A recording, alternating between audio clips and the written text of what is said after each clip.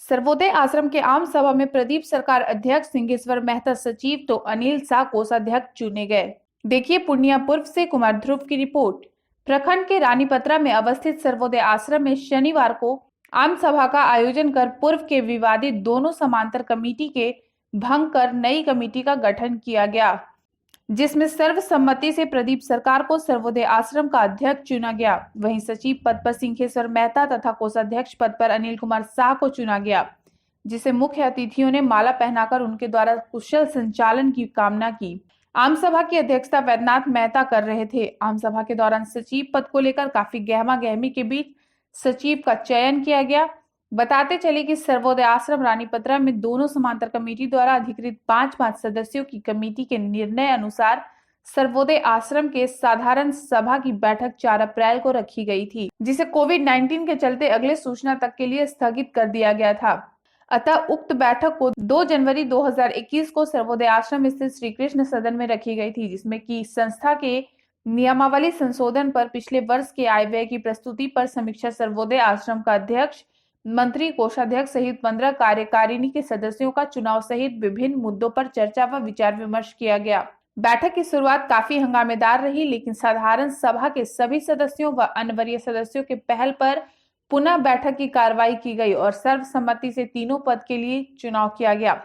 इस मौके पर अपने अध्यक्षीय संबोधन में पूर्व अध्यक्ष वैद्यनाथ मेहता ने कहा कि लगातार 11 वर्षों से सर्वोदय आश्रम का संचालन में काफी बाधाएं आई व समांतर कमेटी के होने के कारण कोई भी विकास का काम सही रूप से नहीं चल सका, जिसके कारण सर्वोदय आश्रम धीरे धीरे रसातल की ओर पहुंच गया। अब अगर दोनों के आपसी सामंजस्य से यह मौका मिला है कि नए लोगों को कमेटी से जोड़कर सर्वोदय आश्रम को फिर से विकास की राह पर ले जाया जाए और फिर से भारत के मानचित्र पर रानीपत्रा सर्वोदय आश्रम को स्थापित किया जाए।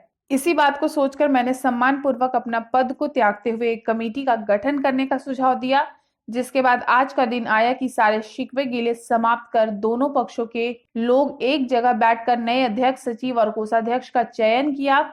मुझे आशा और विश्वास है कि सर्वोदय आश्रम फिर से चमन बनेगा और इसके लिए मेरी जहां पर आवश्यकता होगी मुझसे मदद लेकर किसी सजाने और संवारने में सहयोग करेंगे। वहीं अध्यक्ष पद पर चुने गए प्रदीप सरकार ने कहा कि मुझे जो बड़ी जिम्मेवारी मिली है यह फूलों का नहीं कांटों का ताज है, जिसे सजाने के लिए कई दिक्कतों का सामना करना पड़ेगा, लेकिन हमारे जो कमेटी के सदस्य होंगे सब लोग के सहयोग से इसे फिर से नई पहचान देने का काम करेंगे। वहीं सचिव पद के लिए चुने गए सिंहेश्वर मेहता ने कहा कि मेरा एक ही लक्ष्य है कि सर्वोदय आश्रम जिस तरह से 20 वर्ष पूर्व चमन था उसी तरह फिर से उसे नया चमन बनाएंगे और युवाओं को इस अभियान में अपने साथ लेकर चलेंगे और युवाओं के सहयोग से विकास का अमली जामा बनाएंगे। वहीं कोषाध्यक्ष पद पर चुने गए अनिल कुमार शाह ने कहा कि हम लोगों को काफी खुशी है कि सर्वोदय आश्रम में एक पदाधिकारी के रूप में काम करने का मौका दिया है। मैं विश्वास दिलाता हूं कि अब यहां पर ईमानदारी का परचम लहराएगा और भ्रष्टाचार मुक्त सर्वोदय आश्रम कहलाएगा। मौके पर जिला परिषद उपाध्यक्ष नीरज सिंह उर्फ छोटू सिंह, डॉक्टर सतीश कुमार शाह, जवाहर यादव, राम मोहन सिंह, मनोज, एसके विमल, दिलीप मेहता, जियाउल हक, इजराइल आजाद, धीरेन्द्र प्रसाद शाह, योगेंद्र प्रसाद यादव सहित साधारण सभा के सभी सदस्य उपस्थित थे। मेरी सहमति से और सर्वसम्मति से तीनों पद का चुनाव हुआ है और मैं समझता हूं कि ये तीनों ही ईमानदार और सच्ची छवि के व्यक्ति हैं और मैं उम्मीद करता हूं कि इस सर्वोदय आश्रम का जीर्णोद्धार बिल्कुल ही संभव है। हम ईमानदारी के साथ सर्वोदय के विकास के लिए तत्पर रहेंगे और आपको विश्वास दिलाते हैं कि आने वाला दिन में आपको कहने का मौका नहीं मिलेगा कि संस्था में गलत और भ्रष्टाचार हुआ है। वाह, मुझे काम पर विश्वास है। मैं यह अच्छी तरह जान रहा हूँ ये कांटे की ताज है, लेकिन हर कांटे को काट के हम इस संस्था को आगे बढ़ाएंगे, यही मेरा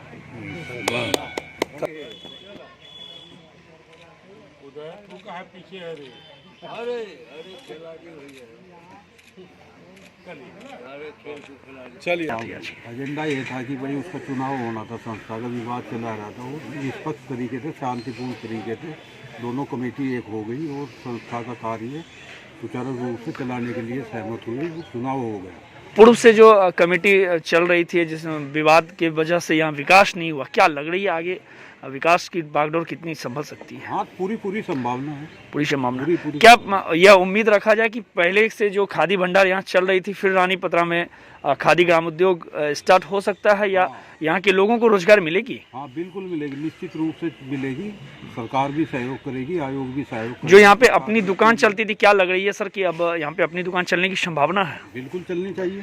नई कमेटी से उम्मीद है कि ये काम होगी? हाँ, बिल्कुल कामयाब होगा, रोजगार मिलेगा। इसके पहले मैं यहाँ साधारण सभा का सदस्य और प्रबंध समिति का सदस्य था और कल्याण मंत्री के रूप में भी काम करने का मौका मिला है और उस सारे दायित्वों को निर्वाह करते हुए आज तक मैंने जो अपना ईमानदारी में पेश किया हूँ, मैं आप लोगों को विश्वास दिलाना चाहता हूँ अध्यक्ष जी का सहयोग हमें प्राप्त होगा।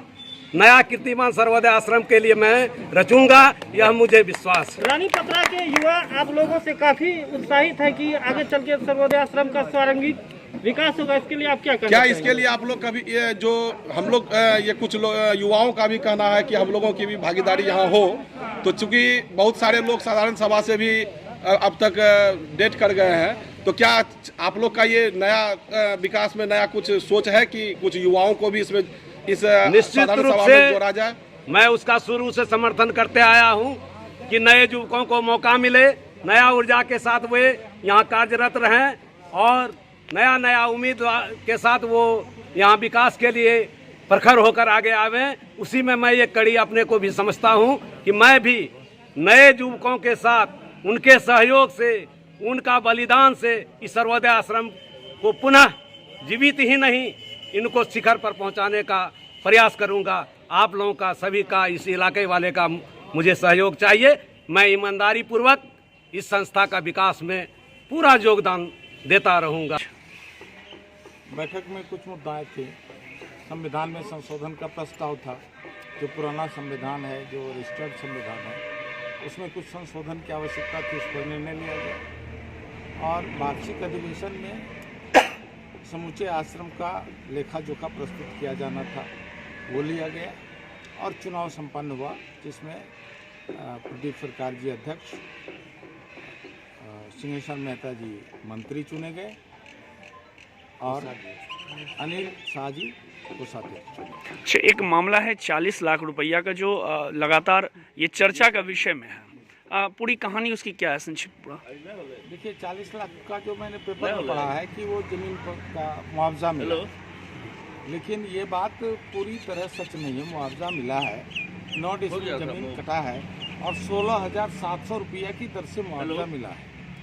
जब यहाँ डिस्प्यूट था संस्था में तो ये नोटिस आया, तो मैंने भूअर्जन पदाधिकारी को अपने तरफ से लिख के दे दिया है, मंत्री से लिखवा के दे दिया है कि जब तक कि कमेटी का विवाद समाप्त न हो तब तक इसका भुगतान न किया जाए।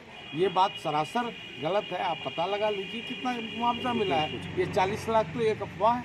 अच्छा, ये मेरा कहना है कि आखिर ये 40 लाख का बात किसके द्वारा पहुंचा मीडिया के सामने? ये तो आप लोग बता सकते हैं। नहीं, आखिर इसका मतलब आप लोगों का कोई विरोधी सब भी यहाँ पर है जो कि गलत क्या लग रहा है कि अभी जो नई सरकार आपकी बनी है, 3 लोगों की, अध्यक्ष और कोषाध्यक्ष सचिव, क्या लग रहा है कि सर्वोदय आश्रम की सर्वांगीण विकास कितना हद तक हो सकता है? क्योंकि ये जर्जर पड़ी हुई है अब तक भी। उम्मीद पर ही दुनिया चलती है। सारे साधारण सभा के सदस्य उम्मीद से इसको बनाए हैं, इस पर ये खरे उतरते हैं, हम लोग के सहयोग चाहते हैं, सहयोग देंगे। अगर ये खरे उतरते हैं, संस्था का विकास होता है तो बहुत अच्छा, और नहीं तो फिर जो संस्था है, ऐसी बात नहीं है कि संस्था मर जाएगी, संस्था तो रहेगी। इसके उत्थान के लिए हम लोग जीवन पर्यंत। May your life be full of stories. The plush new XUV 500. Vidya Vihar residential school, Parora, Purnia, Bihar का premier residential school, CBSE affiliated, ISO 9001 certified, +2 level boys school, +2 science stream में लड़कियों को भी मौका, 30 एकड़ कैंपस में संपूर्ण विकास की व्यवस्था। क्लास 4 से 8th और 11th साइंस में एडमिशन के लिए कॉल करें 9204068907 और विजिट www.vidyavihar.org।